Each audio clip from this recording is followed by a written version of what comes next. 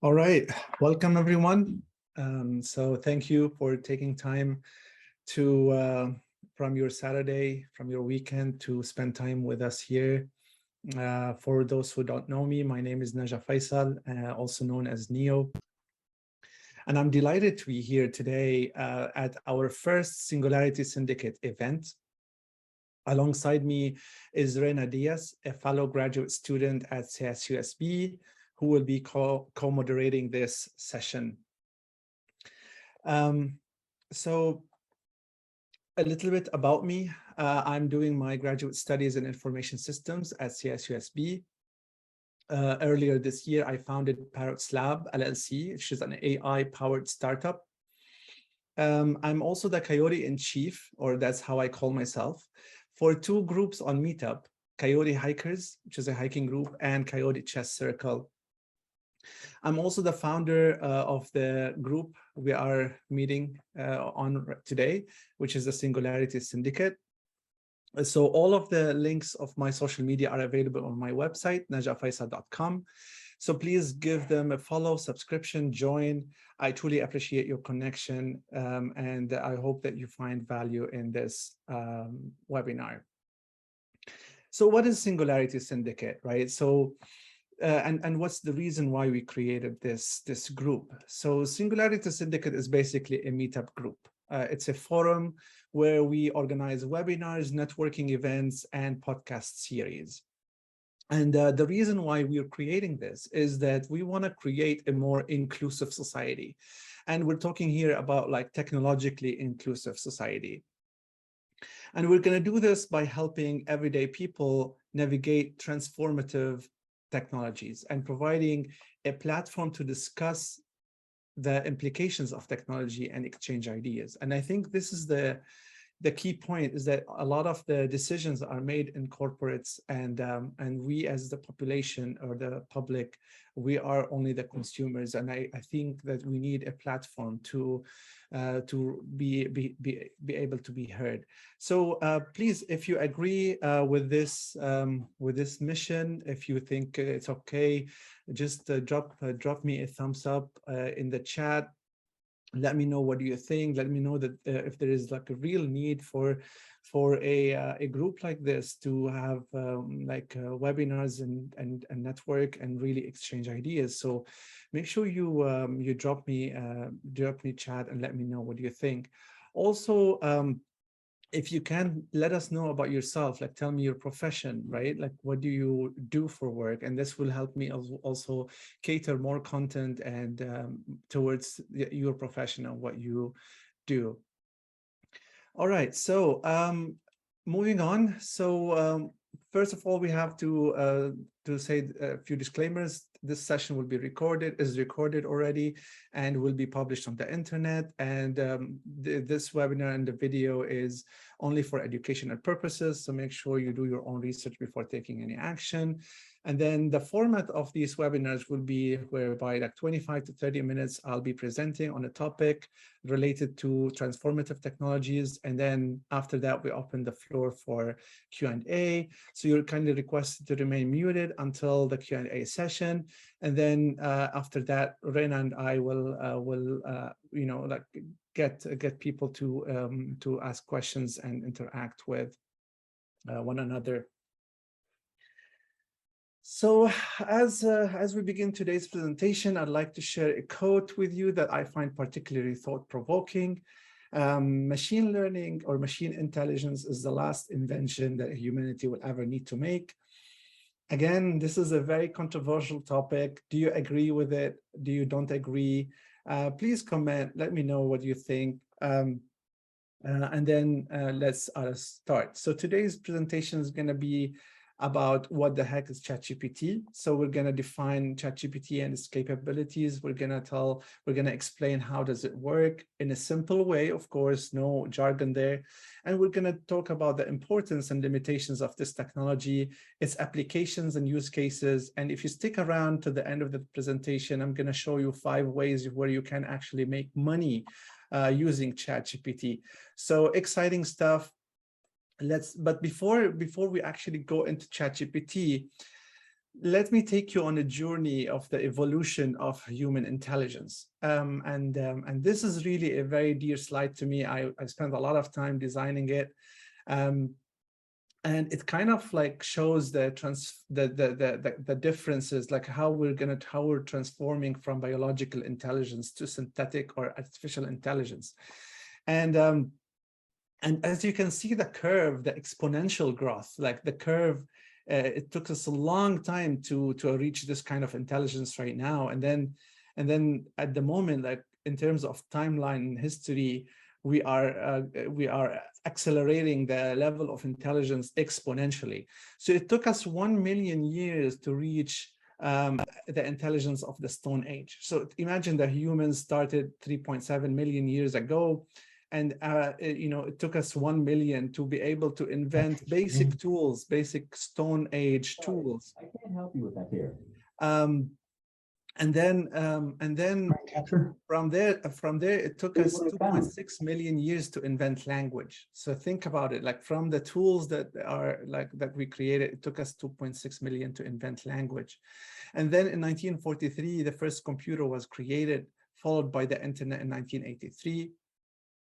And so 72 years ago, when we started, like when scientists start exploring the computers, they already formed the idea of like, imagine we create like a machine. That machine is very intelligent and then it can solve human-like problems.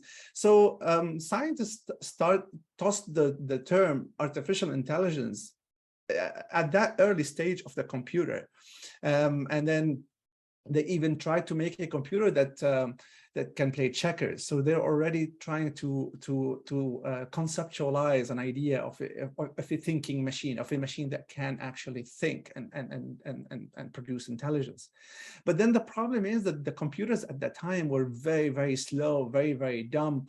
And as much as they tried to create this thinking machine, they were not able to do that. And then that's the era where we call it the AI winter, where like basically there wasn't much development happening in the thinking machine that they wanted to create.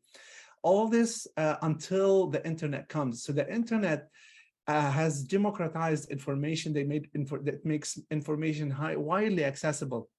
So imagine before the internet, you wanted to search for a specific information, you have to travel for miles to reach a university library somewhere, and then try to dig deep into their books to find the information you want. And then the internet like opens it up completely. In a few clicks, you can find any information you want. So that was a huge accelerator for the artificial intelligence period. And then in 1997, Deep Blue created an AI that can play chess. Chess is a very complicated game, and in 1997, Deep Blue managed to win the world chess champion Garry Kasparov in a great dramatic way. And this was like opens the eyes of the world on what machines are capable to do. However, this machine was very specialized in narrow AI, and then in 2014, there was attempts to pass the Turing test. So Alan Turing, one of the founders of artificial intelligence in the 1950s, he proposed a test. And this test is basically a human judge will try to will chat with an entity, whether a machine or not. And he must be able not to tell the difference whether he's chatting to a human or to a machine. And if the machine passed that Turing test, now we're calling it artificial intelligence. Now it has some level of intelligence. And in 2014, we have the first evidence of being able, that a machine was able to pass the Turing test. Fast forward, of course, there's a lot of events taking place in this time, but fast forward to 2020, where AlphaFold managed to produce a 3D map of the protein. And this I mean, if people here on the chat in biology, they know that protein folding was really a big problem, and no human was able to ever do it. It requires a vast amount of computational power, and the AI managed to do it. And then in November 2022, a few months ago, OpenAI released Chat GPT to the public, and that's the topic of our conversation. And it took the world by storm. It was the fastest growing website in the world. Basically, it achieved millions of users in just a matter of days, better than Instagram, better than Facebook, better than any other competitor. And then we're almost ready to reach AGI right now. So ChatGPT is the first attempt of artificial general intelligence. Now you may wonder, okay, what is artificial general intelligence? So this is when all the specialized and narrow focused AI converge. We're gonna reach a point of what they call it singularity, or where the machine is intelligence in a wide range of domains and not just in a specific domain, and is capable to reason and learn from experience and adapt to new situations, and potentially surpassing human intelligence in many or all domains. And this is really the fascinating world of that we're going to be living in. And experts believe that we're going to reach this kind of intelligence by the year 2050 or before. And on the image on the right side is generated by AI. So basically, I went to DALL-E, which is another product from OpenAI, and it is a text-to-image generation. And I asked AI to create an image of a futuristic digital art of the Oracle when AGI becomes singularity. And look at that! It in just few seconds, it produces one of the most spectacular art. And this art has never seen before. It's purely original. So think about the implications of a technology that can produce something like that in that amount of time. So exponentially improving technologies will take us to a point of singularity beyond which super intelligent artificial intelligence will transform our world in nearly unimaginable ways. And this is really this is why we're here. This is why we're excited about this technology, but we also want to proceed with caution. So for all of you who came to know what is ChatGPT, again, let me know if you have used it before or you haven't. Well, it would be interesting to know if any of the people on the call has not used ChatGPT before, or they have. So please let me know. Also, let me know use cases if anything interesting that you have done with it. But in general, it has many capabilities. The main one is that it can produce human-like text. Human-like text. It could be emails, letters, essays, poetry, blog posts, tweets, captions, business plans, video scripts. Pretty much any text that you can generate, ChatGPT can generate. And the quality of this text depends on the prompt. So the better the prompt, the better the quality of this text. Now, it can also fascinately, it can generate code. So imagine the code is the programs that are the building blocks of computer programs. Is the code, right? So we all heard about Python and other coding language. So ChatGPT can also produce code, and think about the implications of that. Imagine ChatGPT could actually alter its own code. It could create its own code and improve upon it. So it's kind of a living, breathing entity that's actually improving itself as we go.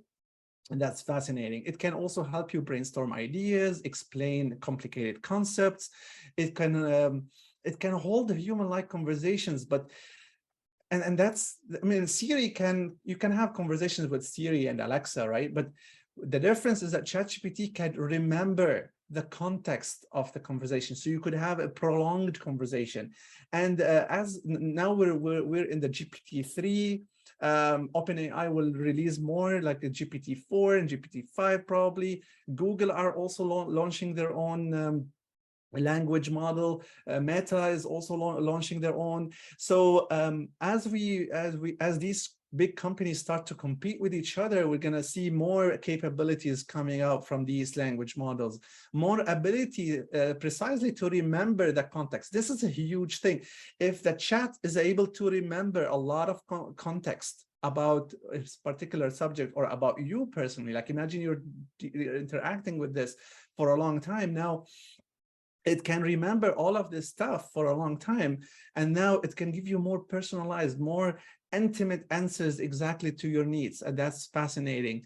It can solve math problems. It can have sense of humor.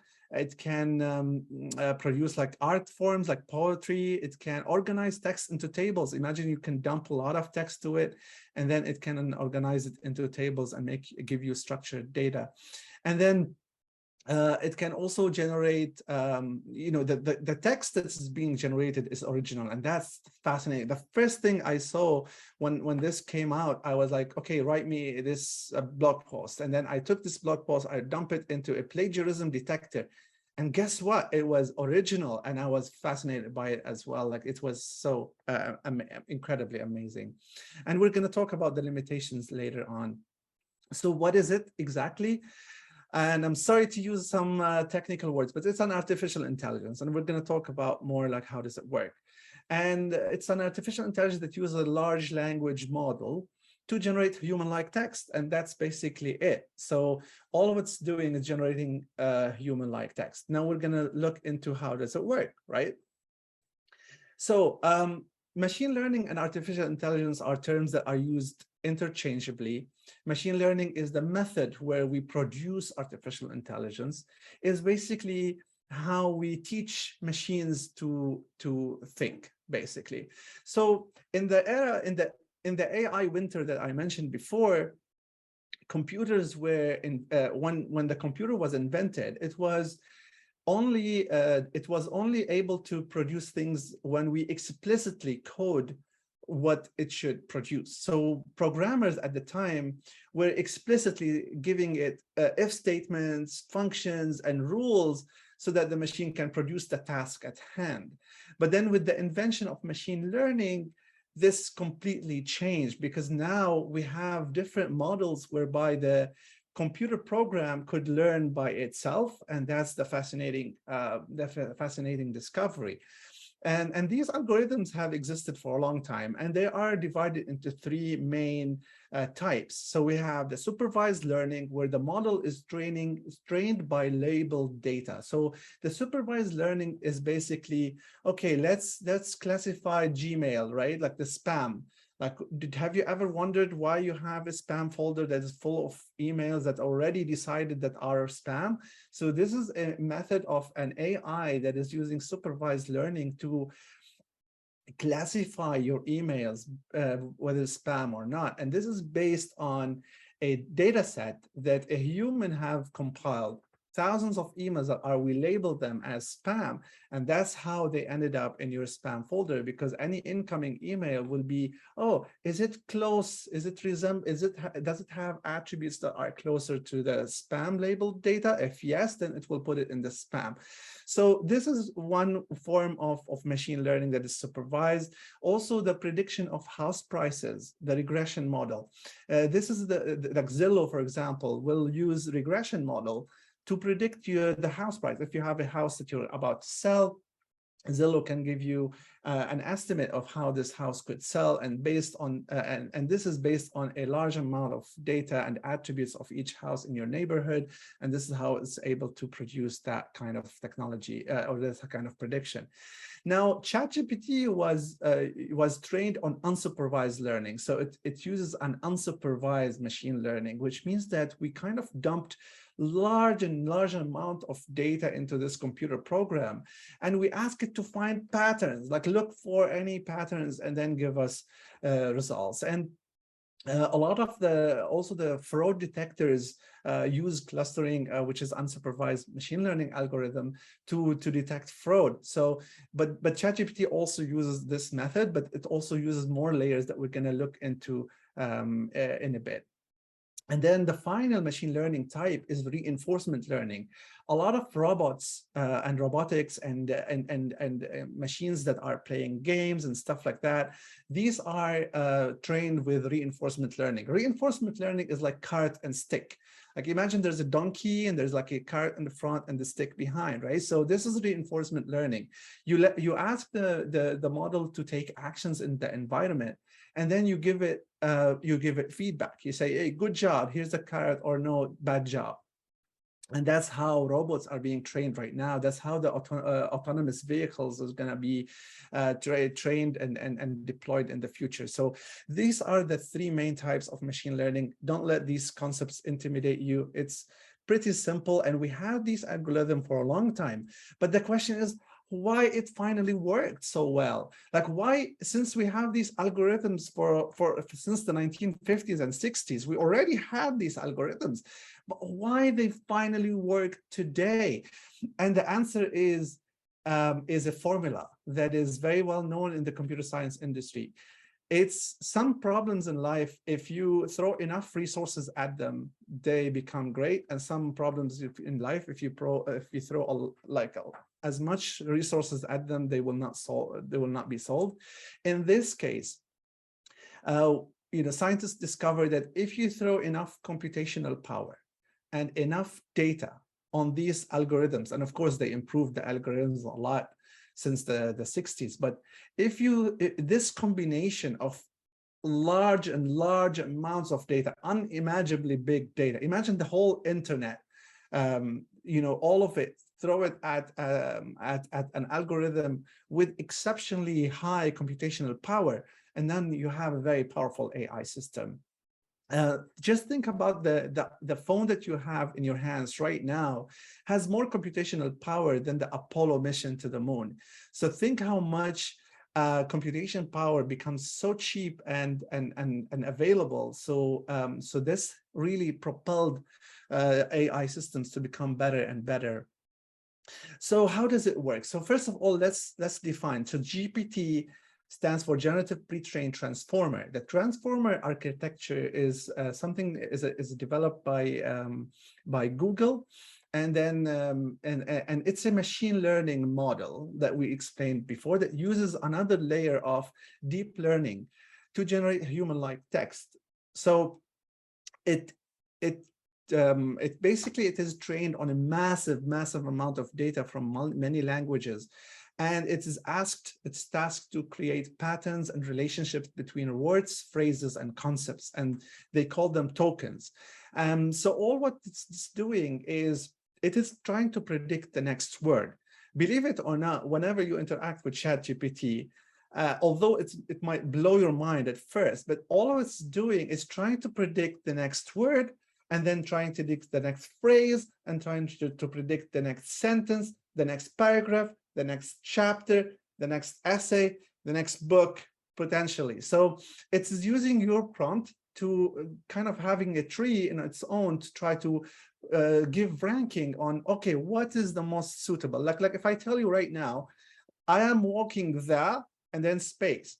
And then you, in your head, you immediately say, of course, the dog, right? Like, it's the most popular answer. It has the highest ranking. It has been created many times. So you would assume that the dog would be the right word. But also you could say, I'm walking the cat. I mean, it's not very popular, but it has a score. So what it does is like it tries to rank what's the possibility of the next word to be accurate, and it will give it a score, and the highest ranking score is the one that will be generated. So that's basically, I hope I tried to explain how ChatGPT works. I hope that helped you in understanding what is it about. It's basically an autocomplete, right? So when we talk about sentienity and like, oh, this AI is sentient, I mean, it's kind of silly right now to think about this because it's only a math algorithm. So it's a math, right? So I don't know whether we will reach a conscious AI at some point or not, but at the moment, we don't have any evidence of having any sentient being or or any consciousness at this point. So what is the importance? The importance of ChatGPT. First of all, it's, these AI systems, and it makes me sad to say, but all of these companies like Google, Facebook, whatever, all of these companies, they have been sitting on AI for a very long time. Do you remember that Google on 2018, they made this video that was very popular whereby an AI was calling to book an appointment in a salon. And then they showed that video, but then nothing happened. So they did not release it to the public. So all of these big corporates, they had immense power with this technology, but they never shared it with anyone. So what OpenAI did is releasing ChatGPT to the public. That's a huge thing. That's so good. And to be honest, like I think Elon Musk has to do things with that, because he wanted to open AI and give it access to everybody. And that's really something great that we have access now to a technology that powerful like this. It will also improve the accuracy of information as we go. It will improve innovation.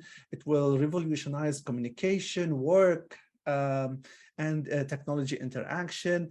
It is also providing a user interface, a friendly user interface to these language models and the natural language processing tasks. So what are the limitations? The limitation is that, as we discussed, this AI model is trained on large corpus of data. So if the data is biased, so it's by nature, the normal course of action is that some of the outcomes of ChatGPT might be biased as well. Like if you have a large amount of data that is already, the data is skewed towards one direction against a specific minority groups or whatever. So the answers of ChatGPT will be also biased, although they're trying to put guards on that, but this is basically the situation right now. We are as good as our data. The same goes for the errors. So when ChatGPT might produce some factual errors, and that's how you have to be careful in like identifying and making sure that you don't trust everything that ChatGPT produces, because there might be some errors there. And then it also lacks understanding. So ChatGPT, again, as we discussed, is just a massive, big, fancy autocomplete system that is using math and algorithms. So it doesn't have a real, genuine understanding the way humans do understand. I don't know, maybe eventually we'll get there. I don't know. I'm just talking about what we have so far. So situations where you shouldn't be using ChatGPT, okay? You shouldn't use ChatGPT for legal proceeding and anything that's high stake, medical diagnosis, sensitive, confidential information, anything that is really important. You can use ChatGPT, but make sure that you verify and double check the information before actually using it.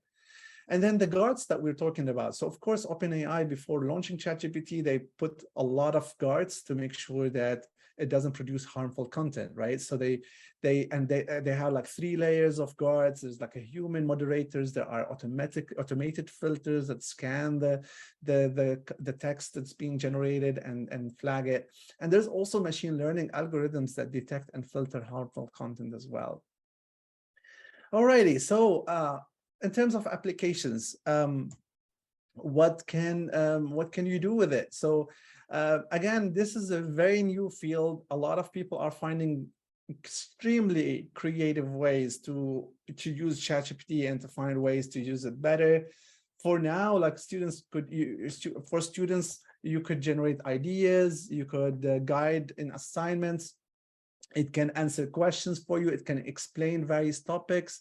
It can help improve your language if you're not like a native speaker, or your like English is not so great. And for business owners, it can generate new products, service ideas based on customer needs and market trends. It can provide customer service. You can employ it as a chatbot, and it will help you. It helps service your customer. You can refine your marketing strategy with suggestions on social media, email, website content, all of this stuff. For healthcare professionals, you could also use it to answer frequently asked questions, or even questions if a patient comes and when I ask you, you could have ChatGPT help you answering patient questions. It will definitely assist in medical research, and the impact on ChatGPT on research in general is going to be tremendous, because now all of these researchers that are using ChatGPT, and basically it's becoming a collective brain. So we're able to query the internet in a very unique and different way, and this is really, really exciting. For retail sales, it can answer customer queries. It can recommend product based on preferences. It can, detect fraudulent activities. For food service workers, it can take customer order, process payments, suggest menu items based on preferences and dietary restrictions. Like I'm using it a lot for my keto diet. I ask it, oh, is this meal keto? And it will tell you it's keto or not.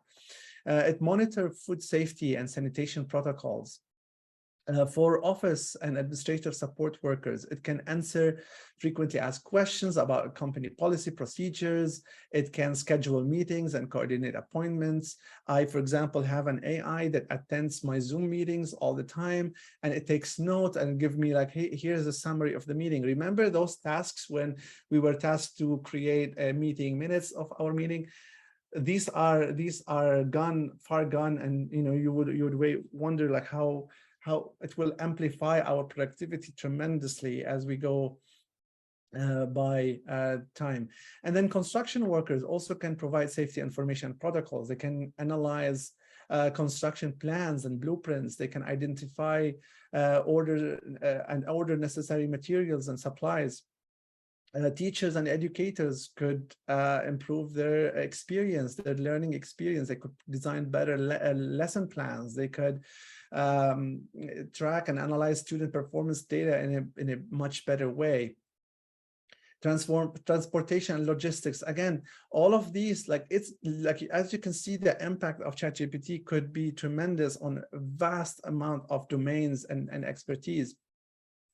So again, it can analyze traffic data. A lot of the autonomous vehicles that we're talking about is also being like worked at by AI. Financial professionals analyzing financial data and identifying trends and patterns, analyze frequently asked questions, detect fraudulent activities and prevent it. And then finally, as I promised you, the bonus 5 ways to make money with ChatGPT. If you're not familiar with freelance websites like Fiverr and Upwork, you could easily go set up a Fiverr and Upwork account and then start getting clients and then using ChatGPT to produce content. Now, of course, the clients will easily will pick up on that one time, but still there's a demand for people who produce content and write blogs, articles, social media, books even. So you could also use ChatGPT to make money on these websites. Also, because it can generate code, so you can take small coding projects, right? Like you can take little coding projects and you will learn code as you go, and then make some money as well from coding with ChatGPT. A lot of people are creating art. As I showed you today, I created like this piece of art about like the singularity, right? It's beautiful and it's in seconds. So imagine I take this art and I put it on an art selling website, and I can also I could have it printed out and have it framed, and I can sell it, and I can make money from art like that. It can create, you can ask it to create tools like a browser extension and Chrome extension. So I'm using a lot of these extensions these days, like ChatGPT extensions. I have one that can sit on your Google Slides and then can help you with dealing with spreadsheets and Excel sheets. And then you can have it with PowerPoint presentation, and you can have it with a lot of different tools as well. It can also and then you can use these browsers and these softwares that you create to make money as well and to sell them on the internet.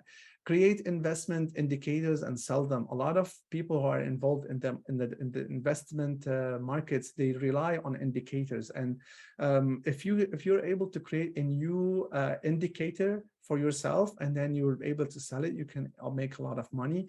And then finally, you can write resumes for people and then also charge for that.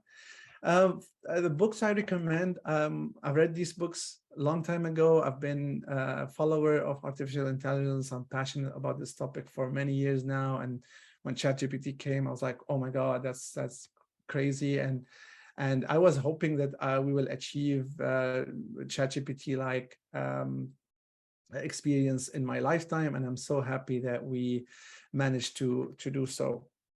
So that's it for me. Thank you very much again for taking time to attend this. Don't forget to check the links on my website, and the floor is now open for questions. Thank you, Naja, for that presentation. It was like very helpful to hear you saying all of this information. I think Roger has his hand raised up, so you can unmute yourself. Yes, thank you. You were talking about making money from artwork created by Chat GPT. I'm really wondering who owns the copyright. Surely the originators of Chat GPT would own the copyright. Yeah, that's one of the big topics right now, and lawmakers are really like trying to figure out like, okay, because the model has been trained on a vast amount of data. And for example, let's say you wrote a book and then you published that book, and then ChatGPT engine went to that book and crawls it and took the information, and then somebody want to write an article, and ChatGPT might use a little bit of that book. It's not the full thing. It might use a few sentences, few paragraphs, or a combination of things. But now you're right. Who owns the copyright of something like this? So I think there is no clear answer right now. I think we only have to wait and see what the new laws that's gonna come, and I'm sure there's a lot of lawsuits already, because also like what happened to the traffic on websites, like when people start using ChatGPT for everything, there's no more traffic to the websites. So people will not make, like people who rely on advertising on websites to make money, they will not be able to do. What about the artists? Like you can say, produce an image in the style of Van Gogh, and then I don't know, like it will produce it. And then what happened to the, it's learning on the art form that's produced by other artists to produce your art, a new form of art. So there's a lot of gray area there. So we still don't know a lot about this thing, but a very good question. Thank you. I think Gary has a question as well. No? I think the question about copyright is very much up in the air. I read a few places where it's saying this material cannot be copyrighted, but I think this is something that is going to evolve, make its way through the court system. And it could go as high as the Supreme Court, because this is big. They're saying that you can't copyright machine-generated content. So we'll see. Yeah, absolutely. Yeah, that's really one of the very interesting topics that we're gonna have to wait and see to see how it's gonna evolve. It's been on discussion. I've been following a lot of Twitter conversations about this, but yeah, it's very, very interesting topic. We had some comments on the chat, but we have also Lucas Reyes and then Chloa. So I think Lucas will be first. If you want to go ahead and unmute yourself. Hey, Naja, what's up? My question, so it seems like AI is just learning through the internet and just vast amounts of data, and that's why all these problems with like copyright and getting just a messy problem with how AI learns and what it produces. So could AI, well, my first question is all AI just learning through the internet, like through all the big data? And then will there be an AI in the future that would learn differently? Is that even possible, so that problems like this, where copyright isn't too much of an issue and it's a genuinely original like art product? Great question, Lucas. So not all AI is learning. So first of all AI learns from vast amount of data. True. So AI, without data, there's no AI. Remember the slide about the formula, right? So we have to have large amounts of data. We have to have very strong algorithms, and we have to have large amount of computational power to produce powerful AI. Now, the data itself, there's many different types of data. There's data that is structured and unstructured. Let's say you have financial data, right? It will be like tabular data that is very structured. You can feed it to an AI algorithm, and then you can produce predictions based on that tabular data. So the data that is used by language models is purely text data. So imagine all of the text on websites, books, blogs, social media, everything, all the text on the internet, they dump it into as a data set, as a training data set, and then it produces the language that you are seeing in ChatGPT. But of course, other types of AI might be trained on different types of data. Like some AIs are being trained on sensor data. Like, okay, like autonomous vehicles, for example, they're trained on sensors data, right? Like, so many other AI will be trained on different types of data. The image generation is being trained on image data. And then some people are proposing a hypothetical conceptual AI that is kind of will be trained on binary data. And this is again a topic for another episode, but basically they narrow all the bits, all the data into bits, whether it is image, video, everything. In the end of the day, you can convert it into binary. Binary is the basic form of computer language, zeros and ones, basically. That's binary. And then in the future, you could look at what is the word? You could look at quantum computing, right? Quantum computing, which is like even the binary is no longer binary, it's no longer 0 and 1. But anyway, these are also very complicated topics. But imagine you can train the data on the 0 and 1, so it doesn't matter. So the AI can produce anything, can produce videos, images, everything in just one single platform. And that's basically the future of AI. For the copyright question, Dan said we should ask Chat GPT who would own the copyright of the things you produce. Chloe, I think you're next. Great. Thank you so much, Neo, and I think it's pronounced Reina. I appreciate it. Thank you so much for putting this together. I've received a lot of value from it. This is by far, in my opinion, the best Chat GPT meetup that I've attended. It's very well run, it's constructed well, and it's good tempo, so a lot of background. So thank you very much for that. I'll express that. But my question to you is, I'm looking to leverage ChatGPT for specific pursuits, potentially in business. And is there a way to train ChatGPT with the right information? For example, if I ask it a question and it responds with information that is incorrect, I say, okay, well, let's say whoever, this person who's created or like hit the, which baseball player created, hit the most home runs, whatever, right? And it comes back with something that's wrong. Is there a way for me to say, no, I want the answer to be this? Thank you, Ko, for your beautiful words. And absolutely, this is exactly, this is exactly when I said that I founded my own AI company, and this is exactly what I'm doing. So so OpenAI, not only they released ChatGPT, but they also released the API, which is the engine behind that, and then you can train that engine on specific types of data. You can make it specialized. So let's say you have a website full of information, catalogs about your products, services, whatever. And then you want to create a chatbot to help your customers, but you want to train it on your own specific information, specific website information or whatever content. So you could develop that model. And then if you want to chat with me later, we can talk more details, and I can lead you to places where you can actually, explore this in more details.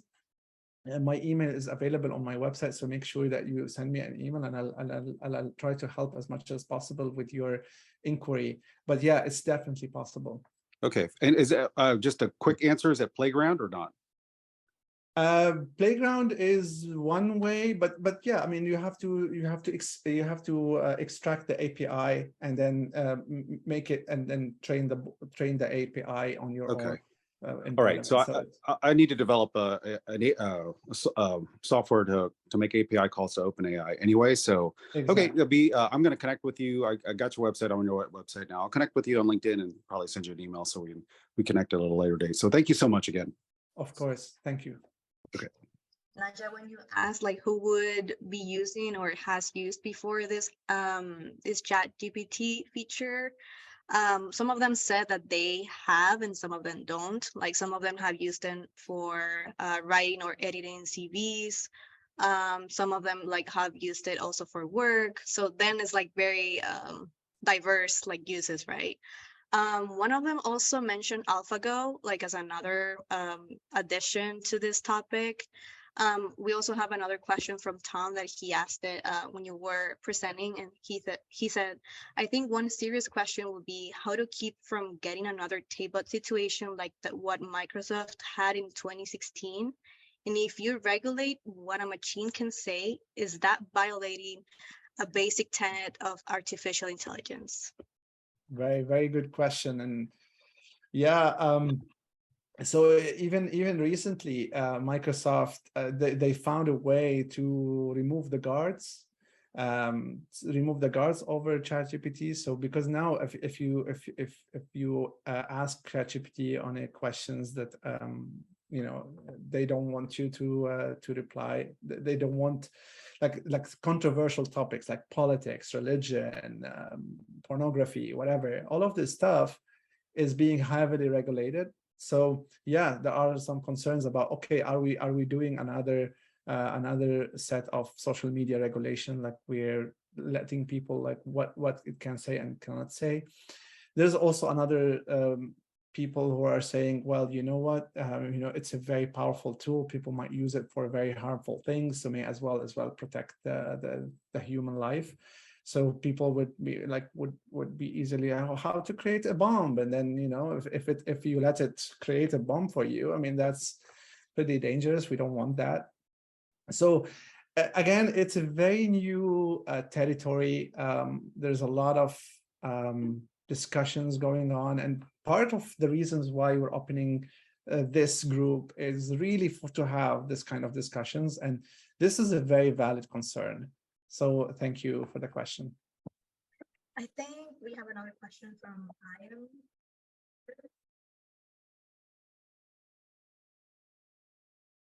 No, I think he already asked, but his hand is still up there. Okay. Maybe IMC. I'll lower my IMC. hand. Sorry. No worries. That one, IMC. Dermot, can you go next? Yeah, cheers. And again, same sentiment on the professionalism and how good the talk was. I was wanting to ask how to get involved in the Singularity Syndicate you're running here, just as a kind of general question in terms of being able to give talks, or like where do I go to get more information? Yeah, absolutely. So, my website, najafaisal.com, right? So I have my email, my phone number, I have my Twitter, LinkedIn. I have also links to the meetup group, which I invite everyone to join. It's like this is the house of this group is on Meetup app, meetup.com. So this is where we actually have our events, announce them, and all of this stuff. I'm looking forward to connecting with all of you. If you have any ideas, if you want to be a guest on the podcast, again, it's this platform is for all of us. It's not like really, it's a one-way communication. It's really it's a community-driven platform, and that's the vision for the Singularity Syndicate. Thanks. I'll probably fire you an email there. Thanks. Thank you. We have another question from Dequan Jones. He said, where do you recommend undergrad, I'm guessing cybersecurity or computer science students that start if they have an interest in machine learning or AI? Yeah, if you have interest in machine learning and AI, definitely, okay, so there's the traditional route, the university route, college route, right? And there's the alternative route. And to be honest with you, like I chose the university route. I might be right or wrong. Some other people will choose the alternative route. Depends how you like to learn. So I know for a fact that when it comes to coding, most of the things I learned was through YouTube. To be honest, YouTube is amazing when it comes to learning. There's also more structured alternative education like Coursera.com, like edX.org, like udemy.com, right? So there's a lot of courses like this. So yeah, you could use the traditional route, college, university. You could also use the alternative route, YouTube, Coursera, Udemy. Both of them will lead you to the same place. But yeah, that's basically it. I think we have another question, but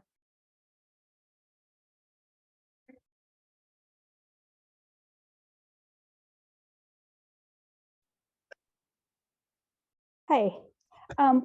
My question is in regards to those who are already in college studying code and on IT and all these languages. Seems like right now the thing to do would be prompt engineering, and that wouldn't need college. What is the future then for them? As the question again is about prompt engineering. Well, I mean, I imagine that right now prompt engineering is something you can just do on the side without college, but also at this very moment, colleges are filled with those that are learning IT. For example, like Python and Yeah. what is the future for them then, since basically what it seems to be is this will have its own code and be able to do it with, well, very little input on our side. Yeah, I mean, to be honest, so there's definitely be a wave of a shocking wave in the job market, and I mean, I'm hesitant to talk. I mean, I think we should have a separate session about jobs in the age of AI, because there's definitely going to be a lot of misplacement that we're going to see in the market for a lot of jobs, especially like jobs that we thought that the creative jobs, we thought in the beginning, oh, that, AI might replace routine, boring jobs, computer jobs, whatever, but it will not replace creative jobs. Unfortunately, or fortunately, I don't know, but it seems that the creative jobs are affected more than the knowledge white collar jobs. And that's really something shocking. Now, when I talked about like machine learning that can code itself and generates its own code, this is still down the line. This is, we're talking probably years, maybe 2050 and beyond, where when we reach AGI, when we reach like a point of AGI, then yes, probably, coding. But I think, in the end of the day, code, at least people who study coding at least know how to interact with it better. Like they know how to prompt it better because they know how it works in the back end. So there's definitely value. If I have a child who's going to college, I'll definitely tell him to go to computer science.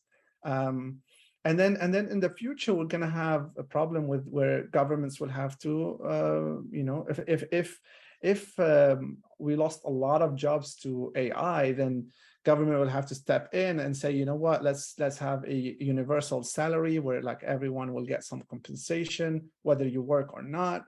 And then, it has profound impact on society. And that's why, because it's going to shake a lot of jobs. And now, of course, like every technology will also create new jobs. So just like the computers, when they came, they said, oh, it's going to come after my job. But, all of a sudden, it creates a huge amount of new jobs. And the same is true for AI, or at least we hope so, that, when AI comes, it will create a new sets of jobs. But all what we know right now, it's amplifying the human intelligence dramatically. And it's all about, we have to wait and see what happens, really. Naja, we have two questions. Where will you post this recording? And also if you can pull up your slide with your contact information. Yeah, I don't know what slide you're seeing right now, but if you look at the website on the slide right now, it says najafaisal.com. So if you look into this website, you should find all my contact information, all my social media links. You could also find the YouTube channel where we're going to post this video and this recording on that YouTube channel. So yeah, thank you for the support. Thank you for everyone's connection. I really look forward to having more of these events. So yeah, thank you. Great. I think we have more comments. They say, thank you so much for this insight.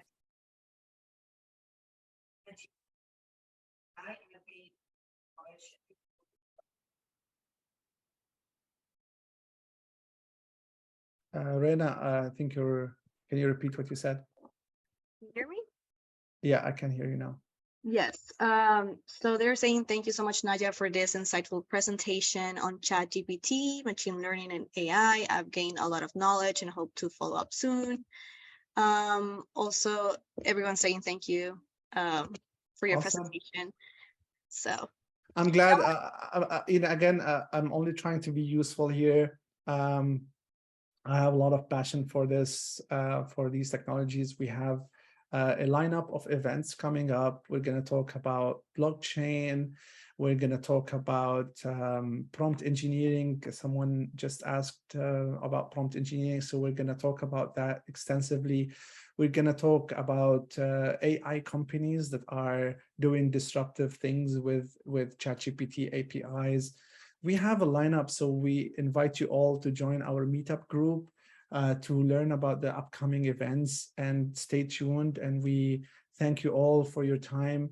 I know it's Saturday, and you took a lot of your valuable time to attend this, so I appreciate you. And hopefully this community thrives. And also, please reach out to me for anything. I'll be happy to answer all your questions. And as I said, we might have more guests on the show, and we can make this a more vibrant community. So thank you everyone for attending. Have a great rest of your weekend, and goodbye. thank you. Have a good afternoon, everyone.